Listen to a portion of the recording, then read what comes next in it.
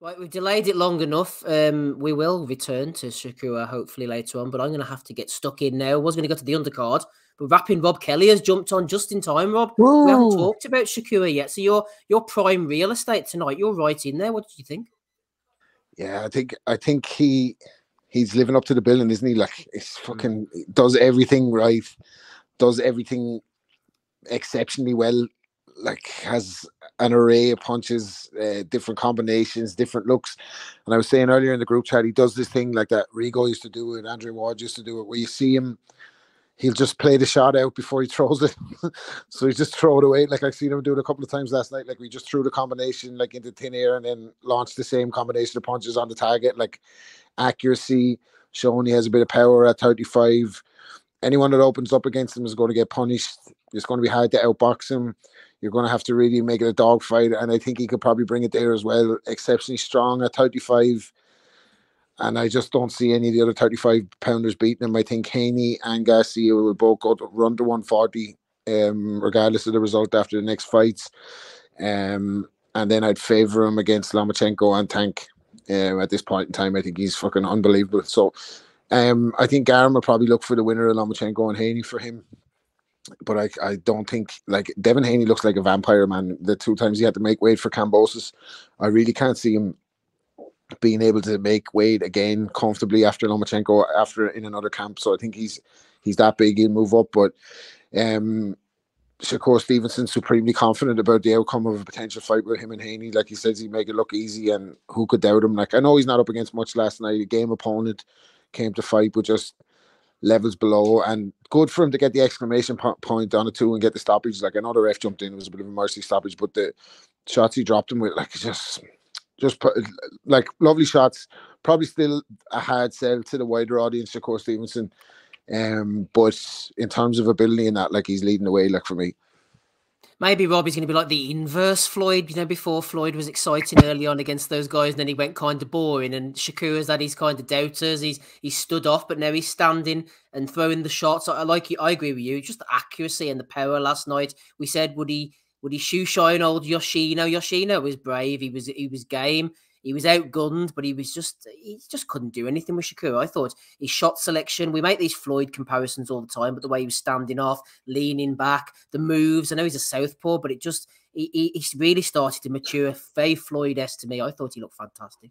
Yeah, I'd agree with that. And then I think as well, the influence of Andrew Ward is obvious as well. The way he measures distance and stuff, you could tell the way that they've been spending a lot of time together, training together, and that. And Bud Crawford, and that he kind of has a bit of everything good about everybody. He has good footwork, he has good range, he has good shot selection, seems to have a good chin, good defense, doesn't really get hit too much, and seems to be able to do what he wants now that he's grown into kind of a bigger weight. Like, I just want to see him in with everyone now. Like, I know he's not the glamour name. He doesn't really drive.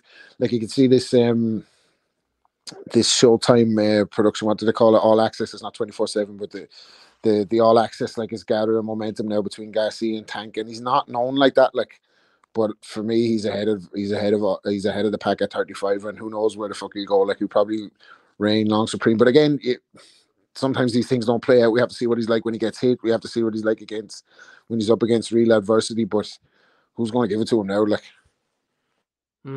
I've got a name in mind, and everyone in the chat and listening knows exactly who I'm going to say. Rob's mentioned him as well, but Matty, he seemed to make it known that he wanted to fight Haney. Should Haney get past Lomachenko, which I believe he will. But as Rob mentioned, I don't think it's a ducking situation. Haney looks like a skeleton. It's such a shame, because this would be the easiest fight to make, given they're kind of on the same network, same promotional deal, you would think at the moment.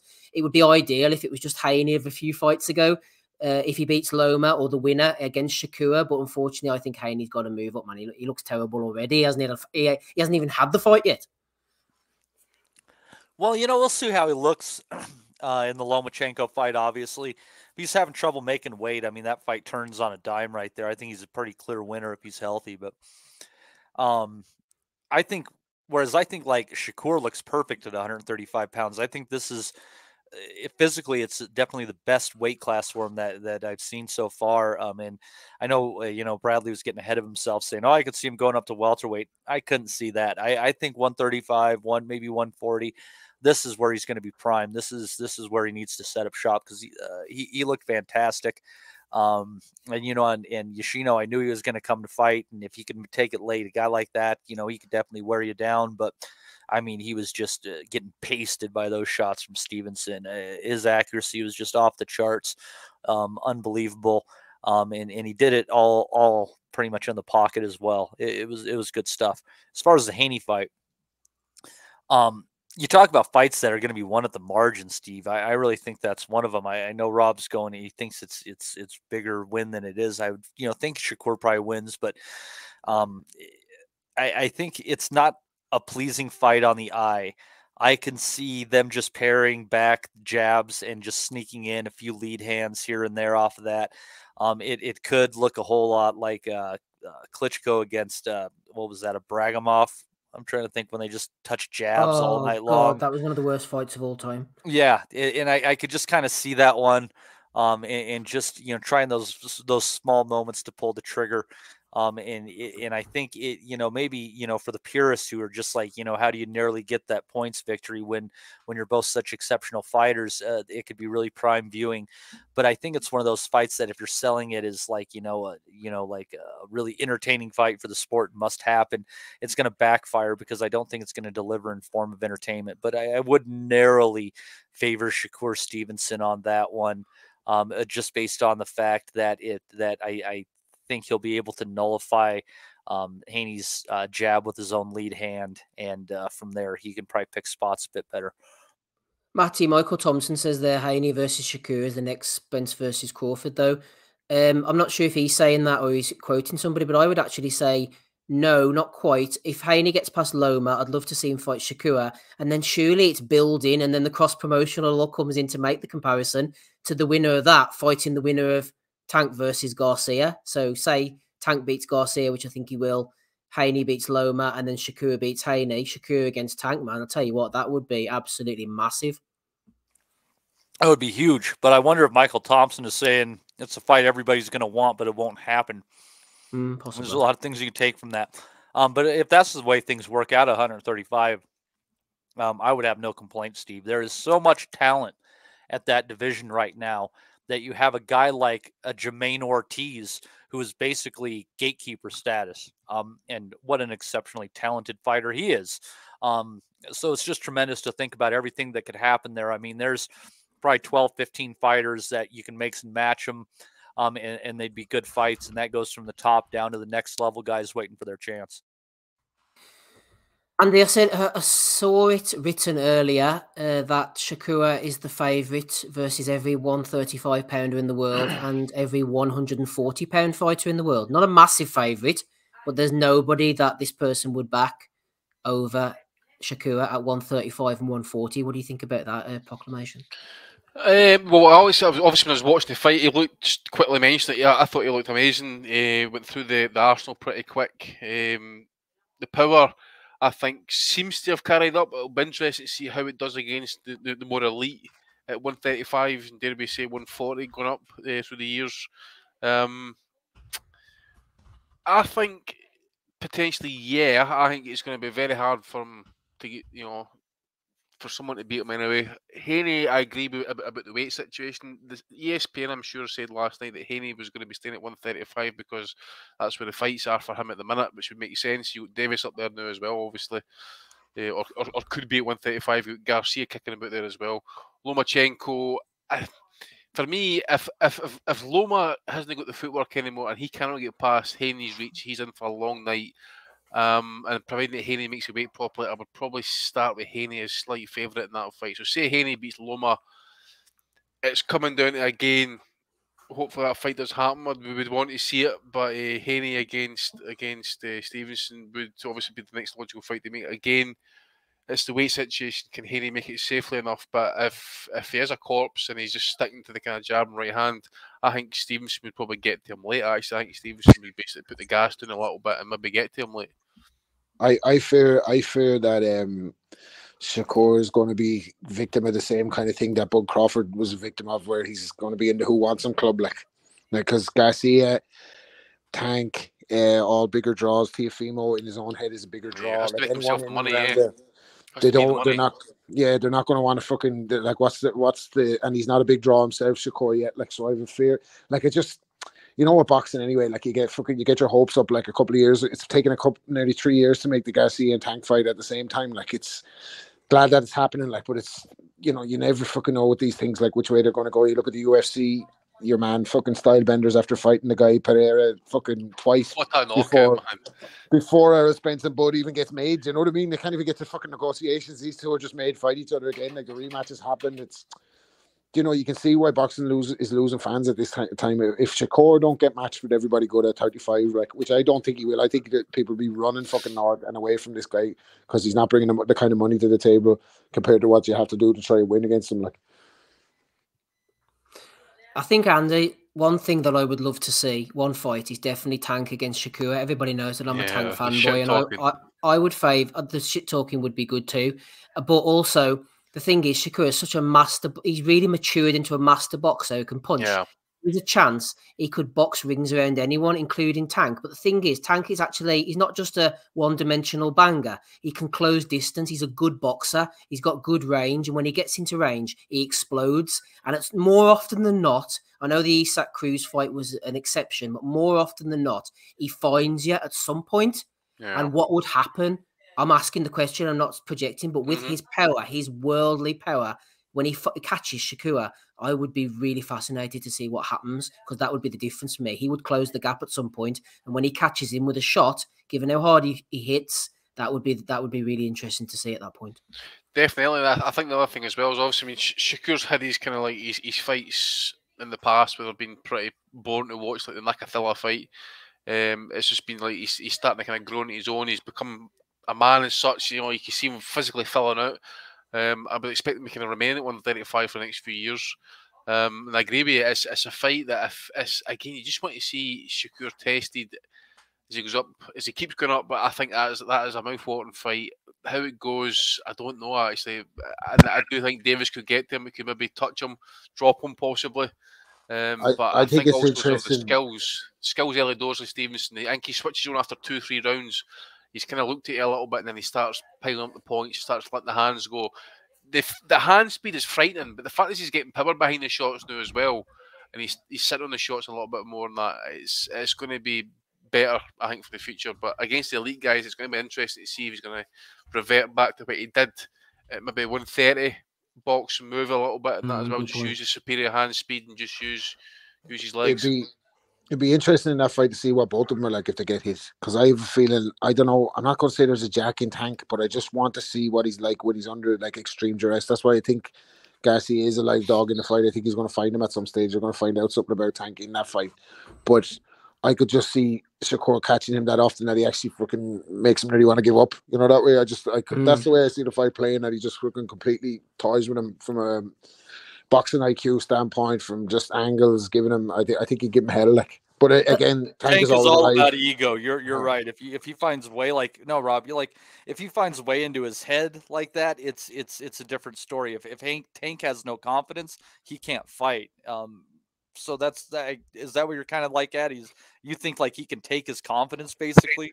I think he could yeah, but not just psychologically, like in the build up. I think that he could just take it out of him in the ring. Like, I think he's that good that he could outbox Tank, and as well as that frustrate him, make him miss and make him pay as well. So I'd be interested to see what Tank is like under that. Of course, obviously he's always a light dog with his punching that. Like, so it'd be one of the most intriguing fights to make. Again, like, probably not bringing the same kind of gait as the Garcia one, but fuck me, what a fight that'd be. Like, but that's again, like, you could see Garcia, or you could see Tank, if he wins this fight, move up to 140, beat up and Mario Barrio, fucking Super Mario brother, or whoever the fuck.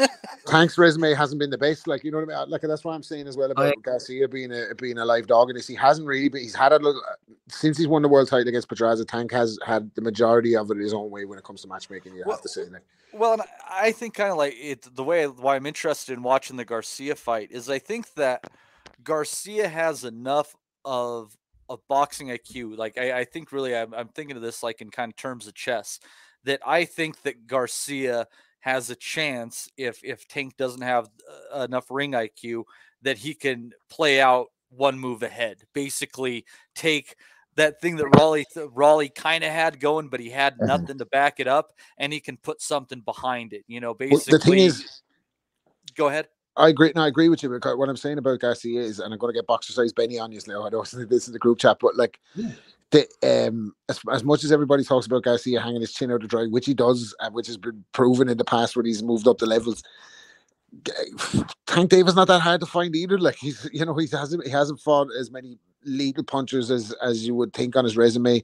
Isaac Cruz was able to hit him, and Garcia's power is real, and Tank leaves his fucking head on the line sometimes. Like, and I think Garcia, like you're saying, I think Garcia is smart enough to set up a shot where he's going to catch Tank at some stage in the first, like, and Tank doesn't get going till the last third of the fight in a lot of cases, like, so, or the second third at least, like, so there's going to be a period there where we can catch him cold for sure.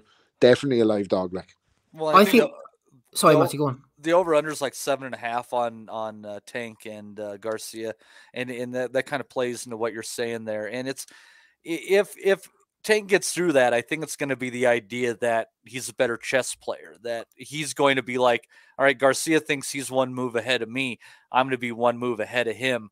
Yeah, he might do that fall short jab and think he's going to catch me reaching, but I'm not going to reach all the way. And when he does, I'm going to grab him, just that one move ahead. You go into a Shakur Stevenson fight, that's a different level of IQ. At that point in time, you're asking, can Tank play 3 moves ahead? And I don't know if he has that, but Garcia is going to be telling. This fight's going to be very telling for his ring IQ. Tank's not a deep thinker. I heard that said by someone, Matty. He's not a deep thinker. He's as thick as a dungeon door. Man, sometimes people say that shit because, like, people are street and shit like that.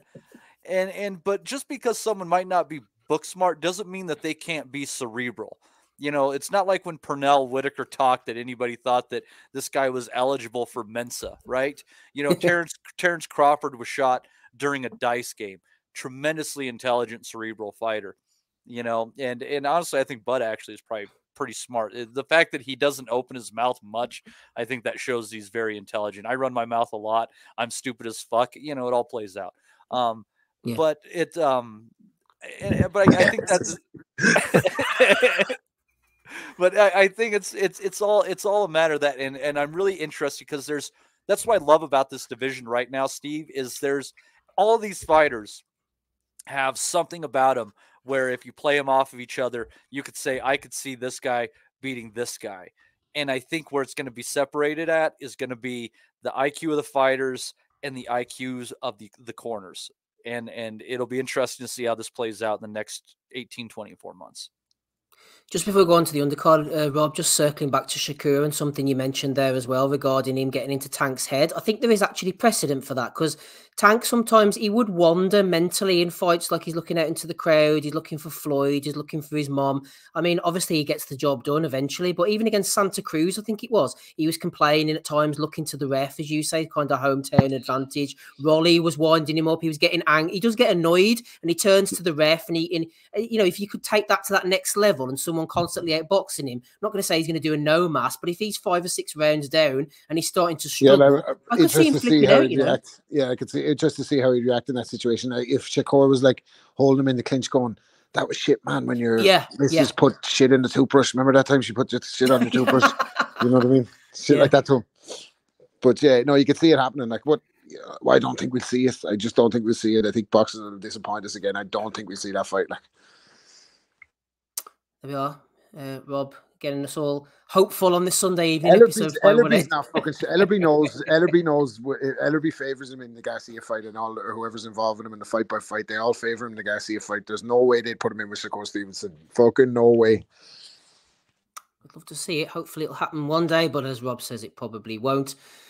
One thing that did happen, Matty, on the undercard, Keyshawn Davis against Anthony Yigit. Yigit's a bit shit, isn't he? Let's be honest. I mean, he's okay to a certain level, but he's more awkward. He doesn't really land many shots. He's not a big puncher. I thought he would have enough about him to go the distance. I know he got punched upside down by Rolly, but Rolly, for all of his faults, can dig, and he is quite unorthodox himself. The Baranchik fight, I thought it was a bit of a freak injury. He'd got beaten up and the eye got cut, I think, or closed or something. So I thought, anyway, Yigit against this inexperienced version of Davis would be able to go the 10 rounds. I was wrong. Didn't get any points for that on the prediction league.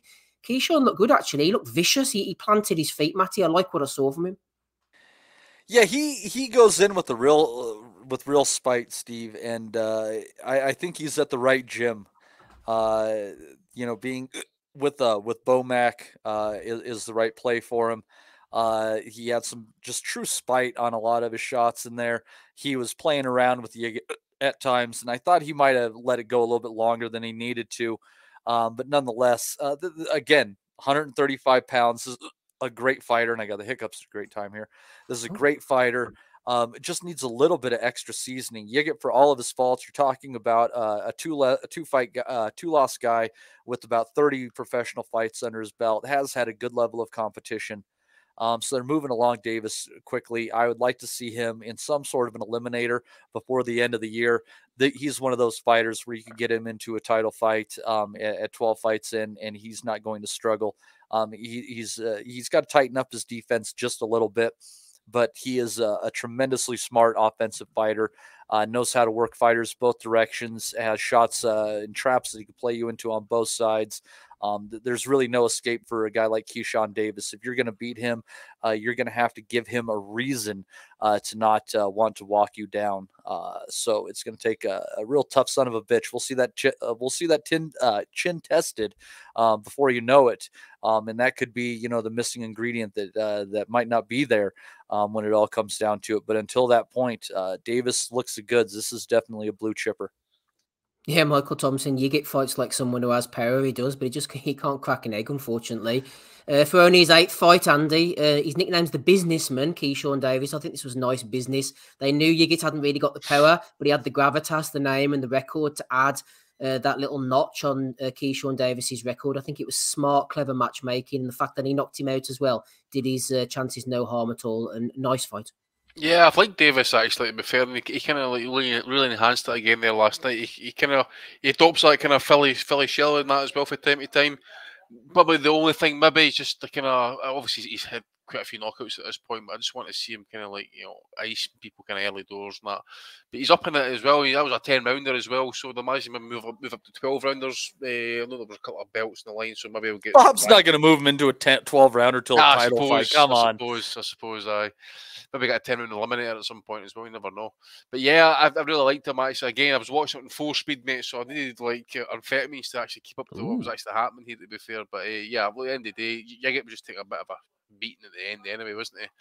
And I'll just jump on briefly to Jared Anderson. Actually, again, yeah, we said this last week, Andy, about his opponent. You pulled up the fact, didn't you, that his opponent was a lot smaller. My God, it just looked terrible on the eyes there. Told you, man. And undefeated or no, the guy, he didn't really have a lot for him, did he? To be honest, so I'll just say this: look, Anderson is a contender, but we need now. He's beyond that stage now, mate. He needs to up it. He needs to be on the top 25 range of fighters opponents now. The guy seems to have speed. He seems to have a bit of ability about him. Certainly got the power, got a bit of charisma about him and that as well. So he should be an easy enough sell. Matty was saying there as well. Bob's not going to want to rush it along a little bit as well at this point. But again, what are you going to feed him on at this point? I mean, what he's doing at the minute, great, fantastic, but what are you going to do? You're going to keep putting him on 10 rounders against the Jerry Forrest, the kind of George Ariases of this world. It's crap. I mean, he's far better than that. I don't know who would you jump in at this point in time, but I wouldn't be try and make him Pittman with like say. Well, isn't Top Rank in kind of a weird place where they have a lot of these heavyweights where they might be ready for the next step up, but you got to sacrifice one for the other, and it just seems like they're kind of hesitant to pull the trigger on any of them right now. He's fought such guys with Andy with such good records, but who are so shit. Like if you look at his record, he's beaten Vladimir Tereshkin 22-0. Alexander Teslenko 17-1, Miljan Rovchanin 24-2, George Arias 18-0. It sounds really impressive, but they haven't picked them out, haven't they? Yeah, I think that Teslenko. Quit dissing this fight, Andy. Somebody's had to go. Yeah, I know. But at the end of the day, I think that Teslenko had been the next titleist of some sort in that as well. Look, again, as Steve says, look, the records do look a bit kind of jazzed up a wee bit there, and that a Don King special, but. Again, you just need to step up in class. Who, I don't know. And again, I would put him in like some, I don't know, like maybe a Jagba at this point. But that's a top ranked fighter. That's isn't a he? good fight. That's a good fight, Put actually. him in there. You know, Bob's got connections with Frank. Joseph Parker fight. I know he's looking for one at the minute. Who's he? Well, if Anderson can take out a Jogba, that's a statement. I mean, because he went the distance with Sanchez, didn't he? I mean, the thing is, he did. I don't think they're looking at that, Andy. He's 23, big baby in every sense, 14-0. I honestly think they're looking at these kind of Arias fights and Teslenko fights for the next 5 or 6. I can't see him being stepped up at all. I don't think they're looking at that. You think? Because honestly, I don't. Honestly, I don't. I think they're waiting for the title to split and become vacant. Well, this is what I'm thinking then, because obviously I'm just looking at the rankings. I know he's actually ranked in the top 15. Yeah, I'm trying to see if he's ranked any higher actually than that. There you go, number 9 with the WBO. So, look, you're probably right there, but sometimes he's going to have to step up between someone with these top 10. He's going to have to fight an eliminator against someone to get into that mandatory position. So, you got a Frank. Well, obviously, you try to think internally, i.e., inside the promotion. There's no money there actually. Joseph Parker, as I mentioned, possibly a Jagba. If he's going to go down the BC route, then you have to bring in the likes of maybe the Brits or the Australian guy, maybe even the Canadian, the Russian based out of Canada, Makhmudov. It's a shame they can't get Gerald Miller against Jared Anderson, big baby against the real big baby. That'd be funny as fuck. Gerald Miller broke the top 10 this month, the WBA. Oh, I thought you were talking in fattest people in America. It's going to be a Simon Keane or a Dempsey McKean. Honestly, I'm not saying I agree with this stance, but I just don't believe they are looking to push him towards anybody decent. I'd be surprised. It would make sense, mate, especially in terms of like so you're talking about the belts getting fragmented, which is a good chance of happening. But he's going to have a couple of decent tests, or at least one legit test before he goes up to the kind of title level, at least. Whether these same guys are still going to be ranked in the next couple of years, that's another matter. But certainly needs to be above the Arias class now, mate. He certainly should be, because unless we're going to feed into guys like that for the next 5-6 fights, and hopefully it's just going to be enough to kind of get more ranking points, get him up the rank. I think they're happy with the shtick. They have a good crowd. They bring him out there. He gets a knockout. He's sort of maturing. I think they're happy with where he's at. I'm only speaking from what I think they're thinking. I just think when you get a fighter ranked in the top 10 to anybody, I just think I agree with that. The target's on your back at this point. You need to start making moves, and you need to start fighting these guys in the top 10, because I've not seen him anyway have any hard test or having to come through a rough time. Say he does have a mandatory against, like, say he gets called against a Frank Sanchez or maybe even a Deontay Wilder, for example. Fuck me, do you think he's ready for the likes of that? Who knows? They'll just pull him out. If that Bob's got a plan, I think. Yeah, they say Martin Bacoli is a good fight for Anderson. Possibly. Yeah, Chris Arreola. I could see somebody like that. Honestly, I can. I don't really. Not if he came back on a well, no, yeah, because he's PBC. A Chris Arreola type opponent, I think, maybe. Yeah. I was going to ask Rob a question, but he's buggered off. I'll ask it to you, Matty, quickly before we move on then. Jared Anderson, 23 years of age, 14-0, 14 knockouts. Keyshawn Davis, 24 years of age, 8-0, 6 knockouts. Who's kind of impressing you more at the moment? Who do you think's got more longevity in their career at the moment from what you've seen?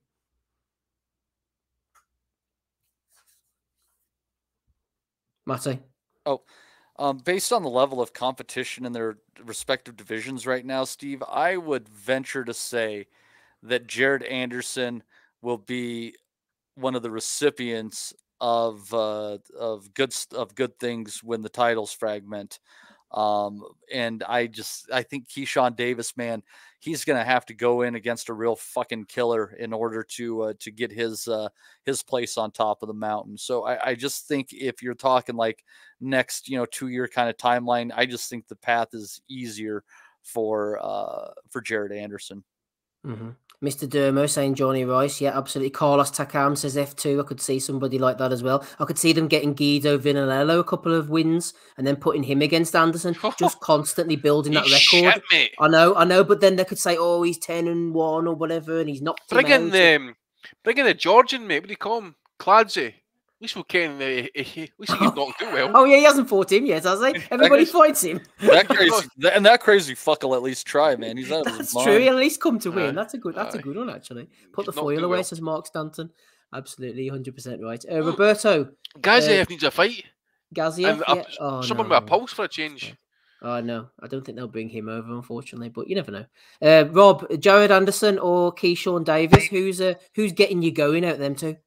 Yeah, I like Keyshawn Davis. He's slightly slow, I think, and loads up a little bit early, but throwing punches with bad intentions. And before I saw him a bit of him, I kind of thought Bomac was one of these trainers that's just inherited a guy with exceptional talent, and I think a bit of that's true. But as well as that, there's kind of obviously an offensive style that he's teaching because.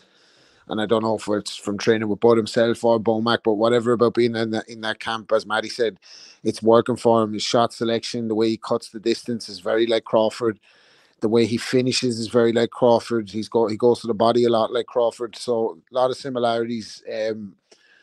Still has a bit of hair like Crawford had when he was at 35. To be honest with you, he's very similar. What I'm trying to say is he's very similar to Bud Crawford, or showing signs of that certainly at this stage, moving him along nicely, accelerating him. Like obviously has exceptional talent, has a bit of dig about him, and is in the right division for big fights. Like if he continues on the trajectory he's on, like you might see him in bigger fights sooner than later. But again, he's going to be in the Who Wants Him club, like, isn't he? He's fucking, who's going to want to fight him? Like, so again, like loads to find out about him. We have to see what he's like when he's tested. We have to see what he's like when he's hit. We have to see what he's like when he's up against different styles. But the signs are definitely positive. And the other guy I haven't watched that much of, to be honest with you. So can't really give an educated judge on it. But I had Keyshawn for the stoppage. And who else? I think I had the other guy for a points win over Kiko. So